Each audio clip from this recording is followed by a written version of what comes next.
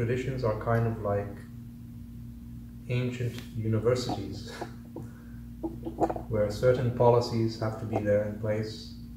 You have to always speak in a way which glorifies the tradition, which means you have to satisfy, like someone who's part of a business organization. So many other egos have to be satisfied, and then you'll be allowed. You think Dalai Lama will have the freedom to say anything that contradicts Buddhism?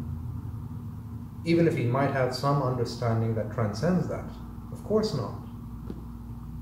That's why I'm so happy, thank goodness, that I never became a monk as a part of an established tradition. I'm so thankful.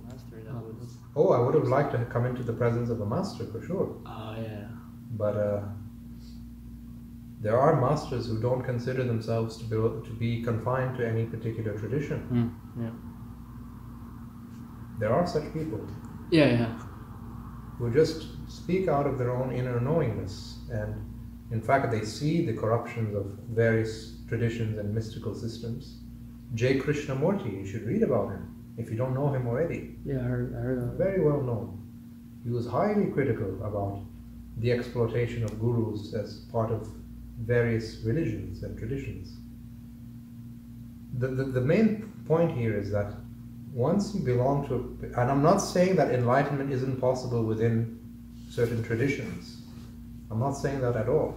You can be a Buddhist, you can be a Hindu, you can be part of a Hindu tradition, you can be part of a Jain tradition, you might even be part of a Christian tradition or a Jewish tradition. Enlightenment can happen in these contexts. But once you are awake,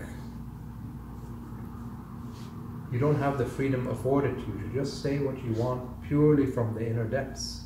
You have to worry about, okay, now there are these structures which people who are asleep are running, and we have to satisfy the egos that are involved. So, this is why I've said before, if every mystical tradition depended on the genuine presence of a living master, almost all of them would have become extinct by now.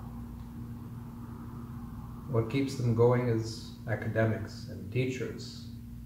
And to be a teacher, you can transmit information and maybe some depth of experience, but certainly not the experience of a Buddha. So, but at the same time, we cannot ignore the contributions of tradition.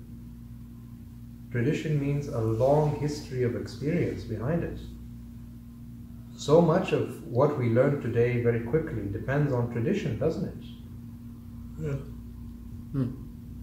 Things which could take thousands and thousands of years to even discover in the first place. Now it's already written to you in a book or in a discourse. Or you go to a university class and let's say you're studying physics. Thousands and thousands of years of unimaginable trial and error and struggle. You learn it in a single afternoon.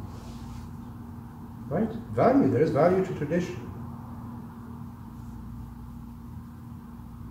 But if there's any truth that's expressed in many different traditions, it's for one reason only, that truth transcends tradition.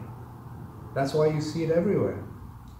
Like, it's not Buddhism, it's not Hinduism, it's not Christianity, it's not Judaism, yet you see elements of it in Christianity, in Buddhism, in Hinduism, in Jainism. Right? There's an objective, deeper principle that's at work, that's beyond tradition. So, I'm caught in this situation where I don't want to condemn tradition, because there's a lot of value to it. But on the other hand, I have to be critical and say that tradition can really suck the life out of you.